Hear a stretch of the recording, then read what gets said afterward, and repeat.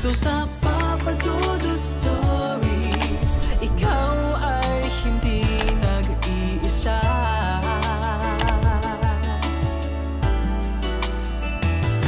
Dito sa Papa Dudut Stories, may nagmamahal sa'yo. Papa Dudut Stories. Papa Dudut Stories. Sa lahat po ng mga nakatutok ngayon, huwag pong kalimutan mag-like, mag-share at mag-subscribe. Maraming salamat po sa inyong lahat.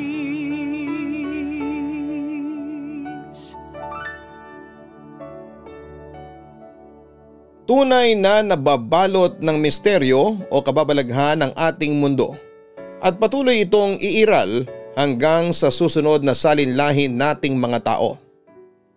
Marami sa atin ang naniniwala sa mga nilalang na hindi nakikita ng ating mga mata.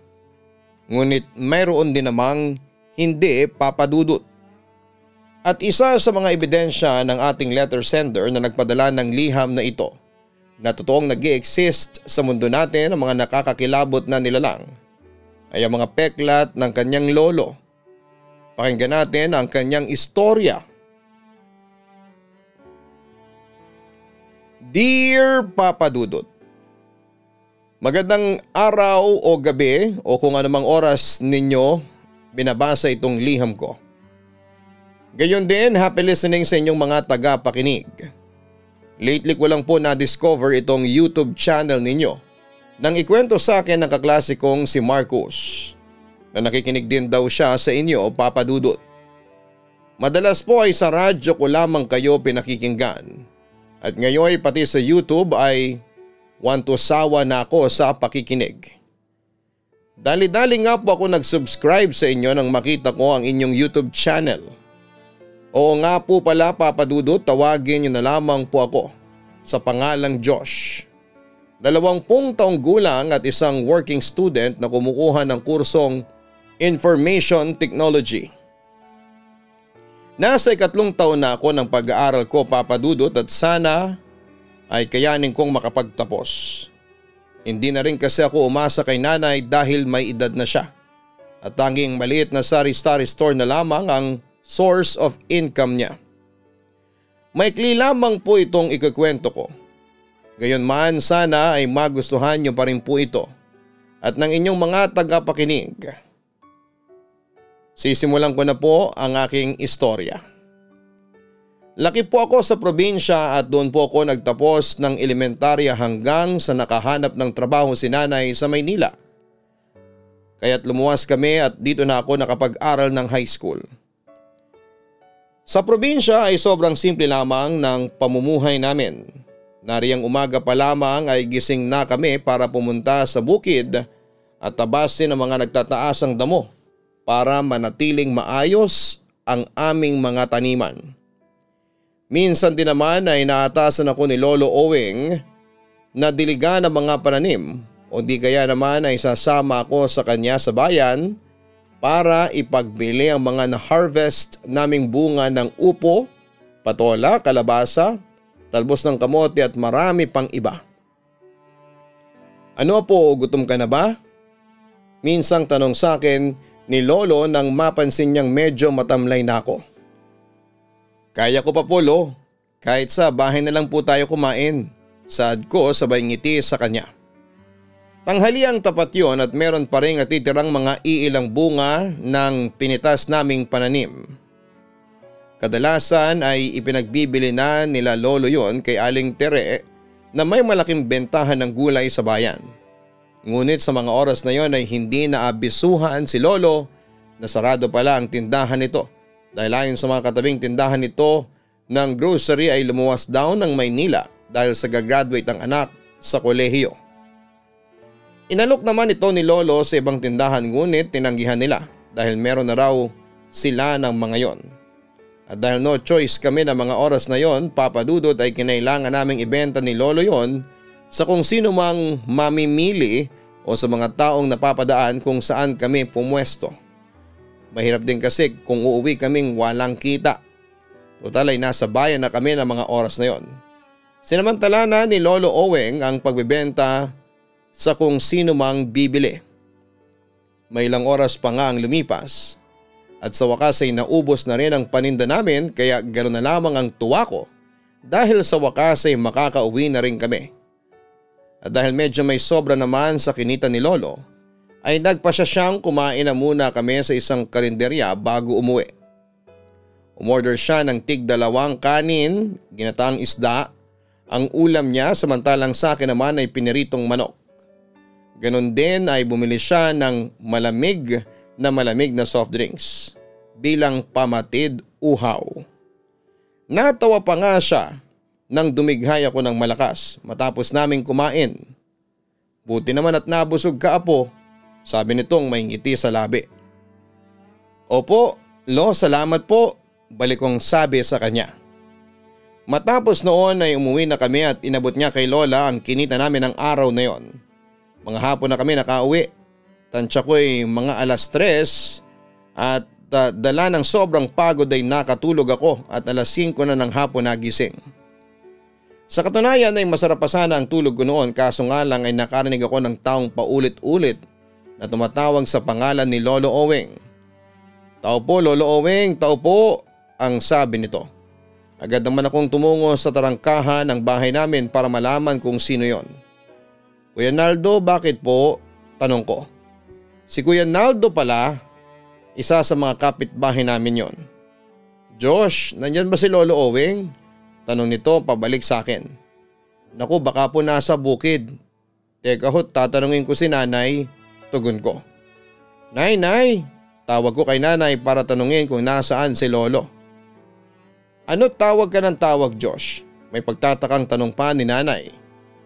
Hindi niyo ho ba naririnig si Kuya Naldo? Kanina pa po siyang tumatawag at hinahanap si Lolo. Nasaan po ba siya? Naku abala ako sa ginagawa ko kaya hindi ko napansin na may tumatawag na pala. Tingnan mo sa likod ng bahay at baka nandoon sa mga manok niya. Ang wika pa ni nanay. O sige po, magalang kong sagot. Agad naman akong tumungo sa likod bahay para alamin kung nandun nga si Lolo Oweng. Hindi nga nagkamali si nanay dahil nandun nga ito. Inihimas-himas nito ang kanyang mga manok habang binubugahan pa ng usok ng sigarilyo. Dali-dali akong lumapit dito at napansin niya naman ako kaagad. O apo, gising ka na, sad nito. Lo, hanap po kayo ni Kuya Naldo, ang sabi ko naman. Bakit daw? Tanong pa nito. Hindi ko po alam. Wala naman pong sinabi kung bakit. Basta hinahanap lang po kayo. Sagot ko. O siya, sige kamot, ilalagay ko lamang tong manok ko sa kulungan. Agad naman akong bumalik sa tarangkahan para sabihan si Kuya Naldo na papunta na si Lolo. Pinapasok ko na rin ito at pinaupo sa bangko na nasa labas ng aming bahay. Noon din ay napansin ko na para bang hindi mapakali si Kuya Naldo at para bang naiinip na siya na makita si Lolo. Mga ilang segundo pa ay lumabas na si Lolo at agad na kinausap nito si Kuya Naldo. Ako naman ay tahimik lamang sa sulok at pasimpleng nakikinig sa kanilang pinag-uusapan. Lolo Oweng, si Nadia po ay masakit ang tiyan. Manganganak na po yata, ang sabi ni Kuya Naldo. Ay ganun ba? Halika na't baka kung ano pang mangyari sa asawa mo, ang sabi pa ni Lolo. Agad namang nagmadali ang mga ito at pumunta sa bahay nila Kuya Naldo. Dito ko unang napagtanto na may kaalaman nga pala si Lolo Oweng sa pagpapaanak at panggagamot. Kwento niya ay naipamana raw yon ng kanyang nanay na kilala ring madalas lapitan pagdating sa pagpapaanak at pagpapagamot noong nabubuhay pa ito. Ngunit hindi sila naniningil o nanghihingi ng anumang bayad o kapalit dahil ang paniniwala ng nanay ni Lolo noong nabubuhay pa ito ay hindi raw kailangang magbayad ng mga ito dahil tulong na raw nila yon sa kanilang kapwa at kabaryo. Ayon kay Lolo Oweng, babae raw ang naging anak ni Ate Nadia at simula ng araw na nanganak ito ay madalas na kaming nakakarinig ng mga kaluskos ng kung ano-ano sa kanilang bubungan. Dinig namin yon dahil halos kalapit lang ng kanilang bahay ang aming bahay. May ilang beses pa nga na gabi-gabi naming naririnig ang huni ng tiktik sa 10 oras ng gabi. Si Lolo Owing naman ay matapang na lalabas ng bahay dala ang kanyang matalas na itak para tignan kung may kung ano sa labas, ngunit matapos niyang gawin yon ay agad ding mawawala ang huni ng tiktik. Sabi ni Mama sa akin ay bukod sa panggagamot at pagpapaanak ay may kalaman din daw si Lolo kahit papaano natakutin ang mga aswang at masasamang elemento sa pamamagitan ng isang dasal. Hindi ko naman alam kung anong klaseng dasal yon, basta ang alam ko lang ay kaya ni Lolong itaboy ang mga masasamang nilalang. Lumipas nga ang ilang pang-araw, linggo at buwan at nakapagtapos ako ng elementarya. Noon din ay nag-decide si Nanay na lumuwas kami ng Maynila dahil nangangailangan ng katulong ang isang mayamang pamilya na pinagtatrabahuhan ni Aling Soleng. Si Aling Soleng ay kapitbahay namin sa probinsya. Agad naman itong nirekomenda si Nanay kaya naman hindi naging mahirap ang proseso ng pagpunta namin sa Maynila. O nga po pala Papa Dudut, kung itatanong ng ilan sa inyong mga listeners kung nasaan ang tatay ko, ay sasagutin ko ito ng walang pag-aalinlangan. Si tatay binawian ng buhay nung ako'y 5 taong gulang dahil sa sakit na tuberculosis. Masyado rin daw kasi itong mabisyo, sabi ni Nanay. Pinigilan niya naman daw ito sa mga hindi magagandang gawain gaya ng paninigarilyo at madalas na pag-inom ng alak. Ngunit hindi raw ito nakinig at huli na nang malaman nilang malubhan ang sakit nito. Naging maganda na ang panunuluyan namin sa Maynila, Papa Dudut. Dahil mabait ang amo ni Nanay at hindi lang sa mga kasambahay nito at maging sa akin din. Inalok pa nga si Nanay ng kanyang among babae na si Madam Sherry na pag-aralin ako, ngunit tumanggi si Nanay. Hindi ko rin alam kung bakit tumanggi si Nanay sa magandang alok na yon. Hindi naman sa nag-iisip ng masama, pero baka naisip rin ni Nanay na may maging kapalit ang pagpapaaral na yon sa akin. Sinabi na lamang ni Nanay na kakayanin niya akong pag-aralin sa kung hanggang saan man ang kayanin niya. Taon din ang binilang bago kami ulit makauwi ng probinsya, Papa Dudut. Nang makatapos ako ng junior high school, ay nagpasya si Nanay na umuwi kami ng probinsya at doon na kami mag-celebrate ng pagtatapos ko. Para at least daw ay habang nagdiriwang kami ng pagtatapos ko ay kasama ko sina Lolo at Lola. Lulan kami ng barko pa uwi sa aming probinsya. Kasabay rin naming umuwi si Aling Soleng dahil matagal na rin mula nang huli siyang makauwi sa lugar namin. Sa mga oras na yon ay sorpresa ang aming pagdating dahil gusto ni Nanay na magulat na lamang sina Lolo at Lola na nakauwi na kami. At ganun nga po ang nangyari, Papa Dudut. Nagulat na lamang si Lola Tasha na nandun na kami nang tawagin namin sila ni Nanay mula sa aming tarangkahan. "Nay, Tay," tawag ni Nanay kina Lolo at Lola upang pagbuksan ng kawayang kahoy ng aming bakuran. Agad namang tumungo si Lola palabas nang narinig niya ang pamilyar naming boses. "Ay teka sandali, sino ba yan?" May pagtatakang tanong pa nito. "Nay, kami ho ito," ang wika pa ni Nanay. "Sylvia, Josh, kayo ba yan?" Gulat na tanong ni Lola at dali-dali nang binuksan ang pintong yari sa kawayan. "Kami nga ho, La," sagot ko naman. Nang tuluyang mabuksan nila ang pinto ng tarangkahan ay tila nagliwanag ang kanyang muka at ganoon na lamang ang labis na saya niya nang makita kami. "Naku po, uuwi pala kayo ay hindi kayo nagsasabi," saad nito at agad na yumakap kay Inay. "Naku po, binatang-binata na ang apo ko. Ang tagal kitang hindi nakita, talagang napakagwapo mo na, apo." Masayang saad ni Lola sabay halik sa aking magkabilang pisngi. Tama si Lola, Papa Dudut. Matagal na panahon din ang lumipas bago kami makauwi dahil huling uwi namin sa probinsya ay noong bakasyon nung ako'y second year high school. "Kumusta na kayo? Bakit hindi kayo nagsasabi na uuwi pala kayo?" Muli pang tanong nito. "Eh di kung sinabi namin na uuwi kami ay hindi na po sorpresa," tugon pa ni Nanay. "Nako, pa-surprise ka pa dyan, anak. E di sana'y naipagluto ko kayo ng mga ulam at kakain na lang tayo." "Naku Nay, hindi mo na kailangan mag-abala pa. May mga dalahu kami sa inyong pasalubong galing sa Maynila. Isa pa'y umuwi ho kami para dito i-celebrate ang graduation nitong apo ninyo. Nakatapos na ho yan ng high school, 2 linggo na ho ang nakakalipas. Mahabang litanya pa ni nanay. Ay, ganun ba? O sige na't pumasok na kayo. Akin na yung mga gamit ninyo at nang makapagpahinga na kayo. Ay sige ho, at medyo pagod na rin talaga kami, inay. Matapos ng kumustahan ay pumasok na rin kami sa loob ng bahay. Sa totoo lang ay nakakatuwa rin, Papa Dudut, dahil medyo malaki nang pinagbago ng aming bahay dahil sabi ni Lola na sa tuwing nagpapadala si nanay ng pera mula sa Maynila ay inuunti-unti nila ang pagpapaayos ng bahay sa aming probinsya. Ang laki ng pinagbago ng bahay ang wika ni nanay kay Lola habang iginala ng tingin ang bahay. Abay syempre dahil dito ko inilalaan ang mga pinapadala mo bukod sa pinangpapakain namin ni tatay mo. Tugon naman ni Lola kay Mama. Salamat ho, inay, ha? Wikang muli ni nanay sabay yakap kay Lola. Teka lang ho, La. Kanina pa tayo nag-uusap pero parang hindi ko po yata nakikita si Lolo. Nagtatakang tanong ko sabay upo. Ay nako, yung lolo mo nasa bukid abala sa kanyang mga pananim. Hayaan mo't kapag nakita ka nun matutuwa yon.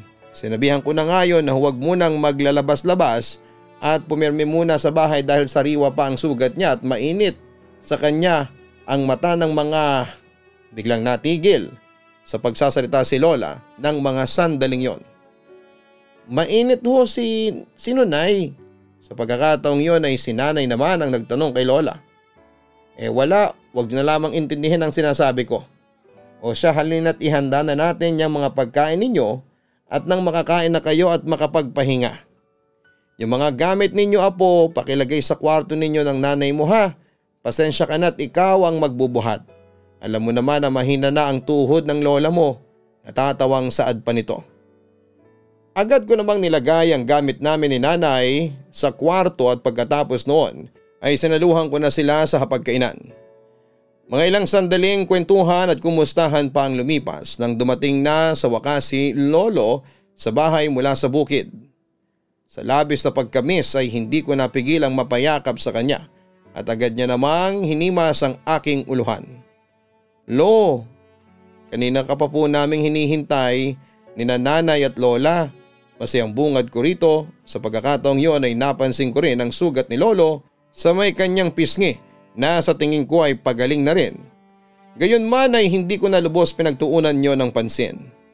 Apo Josh, ikaw na ba yan? Binatang binata ka na. Balik na bati niya naman sa akin. Sobrang miss na po kita, Lo. Tarapot kumain na tayo. May mga dala po kaming pagkain ni nanay. Ang aya ko rito. Sige apo. Agad namang nakisalo si Lolo sa amin sa hapagkainan at masaya kaming nagkwentuhan ng kung ano-anong mga bagay. Nang sumapit ang gabi ay nakita ko sa likod ng bahay si Lolo at doon ko lang napansin ang mga sugat sa kanyang braso. Nakamahabang manggas kasi siya kanina pauwi galing sa bukid kaya naman ang sugat niya sa mukha lang ang aking napansin. Dahil sa curiosity ko sa kung ano ang dahilan ng mga sugat na yon ay nagtanong ako kung ano nga bang nangyari. Naging mailab sa pagsagot si Lolo sa tanong kong yon. Ibinaling niya sa iba ang usapan at napunta ito sa pangungumusta niya sa paninirahan namin ni nanay sa Maynila. Nakatulog na lamang kami, lahat-lahat ay hindi na ikwento sa akin ni Lolo ang tungkol sa dahilan ng pagkakaroon niya ng sugat sa kanyang braso, pati na rin sa kanyang pisngi. Hanggang sa isang gabi sa likod bahay ulit namin papadudot habang nakikipagkwentuhan kay Lolo ay nakarinig kami ng tunog ng isang baboy na labis naming ipinagtaka. Narinig niyo po ba yun, Lo? Tanong ko rito na may pagtataka. Mabuti pa po at pumasok ka muna sa loob ng bahay. Utos sa akin ni Lolo na agad ko namang ginawa. Pagpasok ko sa bahay ay sinabi ko kaagad kay nanay at lola na nakarinig kami ng tunog ng baboy na talaga namang nakapagtataka. Dahil wala namang malapit na baboyan at wala naman ni isa sa aming mga kapitbahay ang nag-aalaga ng baboy. Diyos ko, sambit ni Lola at saka napa-sign of the cross. Kaya naman labis na akong nagtaka. Pansin ko rin ang pangangamba sa kanyang mga mata. Bakit ho, inay? Tanong ni Mama rito. Hindi naman kaagad sumagot si Lola sa tanong na yon ni nanay. Agad naman naming sinilip si Lolo mula sa bintana kung saan ay matatanaw ang likod bahay. At nakita namin na hawak niya ang kanyang bolo habang nakaporma na tila ba meron itong kaaway. Ako na lang at huwag mong idadamay ang pamilya ko, dinig pa naming sabi nito. Sa mga oras na yon ay talagang naguguluhan na ako, Papa Dudut. Tingin ko nga ay hindi lang ako, tiyak kong maging sinanay din. Pagkatapos sabihin niyo ni Lolo ay isang babaeng nakabistida ang nakita namin na bigla na lamang sumulpot sa kung saan. Natatakpan ang mukha nito ng mahabang buhok na gulong-gulo. Kasalanan mo kung bakit ko nagawa yan sa'yo at handa akong harapin ka, huwag mo lang uulitin ang ginawa mo, ang sabi pa ni Lolo. Nang mga sandaling yun ay napansin yata ng babae na nakatingin kami mula sa medyo may kalakihang siwang ng bintana dahil nakita naming pumihit ang ulo niya sa direksyon kung saan kami nakasilip nila Lola at Nanay. Agad naman kaming sinabihan ni Lola na magtago kami at kumuha ng asin sa kusina. Ihanda rin daw namin ang aming mga sarili na hindi namin alam kung bakit. Agad naman naming ginawa ni Nanay ang iniutos ni Lola. At ilang minuto pa ang lumipas nang mula sa labas ay pumasok na si Lolo sa loob ng aming bahay. Agad akong napayakap sa kanya at iniisip na buti ligtas siya at walang anumang nangyaring masama sa kanya. Noon din ay napilitan siyang ikwento sa amin ni Nanay ang nangyari sa kanya. Gabi raw noon, Papa Dudut, at nanghingi ng tulong ang kapitbahay namin na si Aling Helen kay Lolo. Dahil isang baboy ramo ang ilang gabi nang umaaligid sa kanila. Kapapanganak lang kasi noon ang panganay na anak ni Aling Helen at mula daw noon, Papa Dudut, ay ilang gabi nang umaaligid sa kanila ang baboy damo. Kasabay din ang paghuni ng tiktik. Nagkataong may alam si Lolo sa pangontra at pangtataboy ng mga kakaibang nilalang gaya ng sinasabi nilang aswang, kaya naman ito ang nilapitan nila para hinga ng tulong. Kwento ni Lolo, nang gabing yon ay naitaboy niya ang baboy ramo, ngunit bago raw ito tuluyang umalis ay tiningnan pa raw siya nito na para bang nagbabanta at tila nagbabaga ang mga mata. Lumipas nga ang mga araw at sinunod ni Aling Helen ang mga bili ni Lolo upang layuan sila ng mapanganib na nilalang. Hanggang sa isang madilim na gabi nang magpunta si Lolo sa bahay ng kanyang kumpare na may kalayuan mula sa aming bahay, ipinagdiriwang daw kasi nito ang kanyang birthday at nahiyang tumanggi si Lolo sa imbitasyon nito. Kaya naman napilitan siya na magpunta dahil minsan lang naman daw itong magyaya. Nang gabi ring yon, ayon sa kanya mula sa mapuno at lubak na daanan, ay humarang sa kanyang dinadaanan ng isang baboy ramo na sa pakiwari niya ay ang baboy ramo rin na minsan niyang itinaboy sa bahay ni na Aling Helen. Walang ano-ano'y sinugod daw siya nito dahilan upang matumba siya sa kanyang kinakatayuan. Gayunman ay mabilis naman siyang nakailag sa pag-atake nito at bilang depensa ay nataga niya ito gamit ang kanyang bolo na hindi niya kinalimutang dalhin tuwing siya ay lalakad sa kadiliman ng gabi. Hindi niya malaman kung saang bahagi ng katawan niya ito nasugatan dahil madilim ang paligid at ang flashlight na dala niya ay napakalakas ng pagtalsik sa kung saan. At tumama sa isang malaking bato dahilan para mawala ang liwanag nito. Dahil sa ginawa niyang pagtaga sa baboy ramo ay lalo raw naging mabalasik ang anyo nito. Kaya't muli siyang sinugod. Noon din ay nagdesisyon siyang talunin ng medyo mababaw na bangin sa gilid ng daanan na yon. Ito naging dahilan kung bakit siya nagkaroon ng sugat sa braso at sa muka dahil na rin sa mga matatalas na bato at sanga ng puno sa bangin na yon. Mabuti na nga lang daw at hindi na sumunod ang baboy ramo na yon sa bangin. Marahil daw ay iniisip nitong patay na si Lolo. At mabuti rin daw na hindi na sumunod yon dahil kung nagkataon ay kailangan niya pa ulit na makipagbuno dito. Ngunit sa pakiwari niya ay nalaman siguro ng baboy ramo na yon na hindi pa nga siya patay kaya sa mismong bahay na namin ito pumunta. Sinabi niyang maliit lang ang baryo namin at maaaring nagmaman lang ang mga nilalang na kagaya nito sa bawat galaw na ginagawa niya. Kaya hindi rin nakapagtatakang natunto nito ang aming bahay. Habang nagkikwento si Lolo patungkol sa kwento niya sa baboy ramo, ay sunod-sunod na kalabog sa labas ng bahay ang narinig namin na umagaw sa aming atensyon.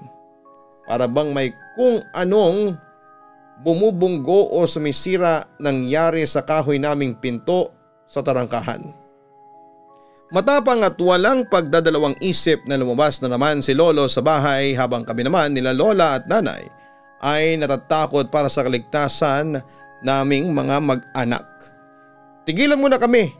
Hindi ako magdadalawang isip na gawin ulit sa iyo ang nagawa ko kung hindi ka titigil sa panggagambala sa amin. Dinig naming sabi ni Lolo mula sa labas ng bahay. Dahil sa matinding kaba at takot Papa Dudut ay paulit-ulit na lamang akong napapausal ng dasal. Sa awa naman ng Panginoon ay tumigil naman sa panggagambala ang nilalang na yon, Papa Dudut. Ayon kay Lolo ay isa yung aswang na may kakayahang mag-anyo bilang baboy ramo upang mambiktima. Matapos ng gabing yon ay hindi na muli pang naulit ang panggambala ng aswang na yon sa aming bahay sa probinsya. Marahil ay natakot na ito sa banta ni Lolo at sa kayang gawin ni Lolo sa kanya. Nang dumating ang araw na sumapit ang pagbabalik namin ni Nanay sa Maynila ay inalok namin sina Lolo at Lola na sumama na lamang sa amin dahil masyadong nag-aalala si Nanay para sa seguridad ng kanyang mga magulang. Aniya ay papaupahan na lamang ang bahay namin sa probinsya nang sa ganon ay kumikita pa rin po ito bilang pandagdag income. Ngunit tumanggi si Lolo at Lola sa alok na yon ni Nanay kaya napilitan na kaming bumalik ng Maynila nang hindi sila kasama. Sa ngayon, Papa Dudut, ang mga sugat ni Lolo na kanyang natamo mula sa pagkakahulog sa bangin nang maengkwentro niya ang aswang na nag-anyong baboy ramo ay mga peklat na lamang. Nagsisilbing palatandaan yon na hindi lang tayo ang naninirahan sa mundong ito kaya't ugaliin nating maging mapagmatsyag at alerto sa ating paligid. Kayo po ang napili kong pagkwentuhan at padalhan ng liham na ito dahil alam kong maglalaan kayo ng oras para basahin ito at doon pa lamang ay nagpapasalamat na ako sa inyo. Marahil ang iba sa inyo ay hindi maniniwala sa kwentong inilahad ko. Lalo na't karamihan sa atin ay hindi pa nararanasan na makakita o makaengkwentro ng isang nilalang na hindi natin inaakalang totoo. Ngunit nasa inyo na yon kung kayo ay maniniwala o hindi. Gayunpaman ay lubos akong nagpapasalamat sa inilaan ninyong oras sa pakikinig sa istoryang aking ibinahagi sa inyo. Hanggang dito na lamang ang liham kong ito, Papa Dudut, and more power sa inyo at sana ay patuloy kayong biyayaan ng Panginoon ng lakas upang marami pa ang inyong mabasang liham. Lubos na gumagalang, Josh. Maraming salamat sa pagbabahagi ng iyong liham, Josh. At kinakatuwa ko na napili mo itong aming programa sa YouTube upang iparinig sa marami ang tungkol sa engkwentro ng iyong lolo sa isang nilalang na kilala sa tawag na aswang. Lagi nating tatandaan na kailanman ay hindi mananaig ang kabutihan sa kasamaan. Kaya't huwag nating kakalimutang tumawag sa pangalan ng Panginoon Diyos sa bawat oras. Magandang gabi at maraming salamat po sa inyong lahat.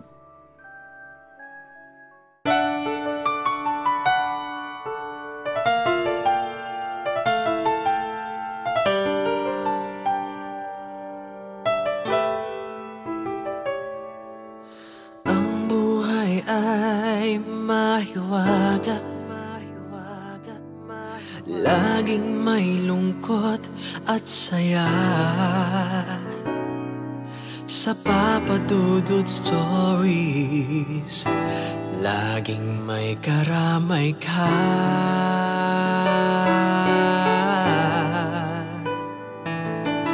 Mga problemang kay bigat, dito ay pakikinggan ka. Sa Papa Dudut Stories, kami ay iyong kasama.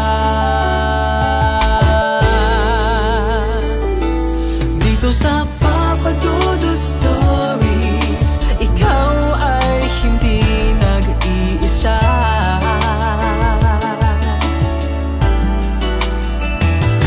Dito sa Papa Dudut Stories, may nagmamahal sa'yo.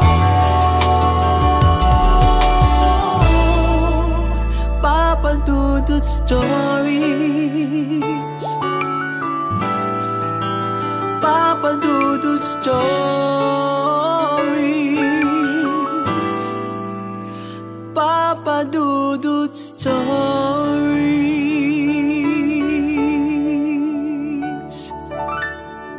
Hello mga ka-online, ako po ang inyong si Papa Dudut.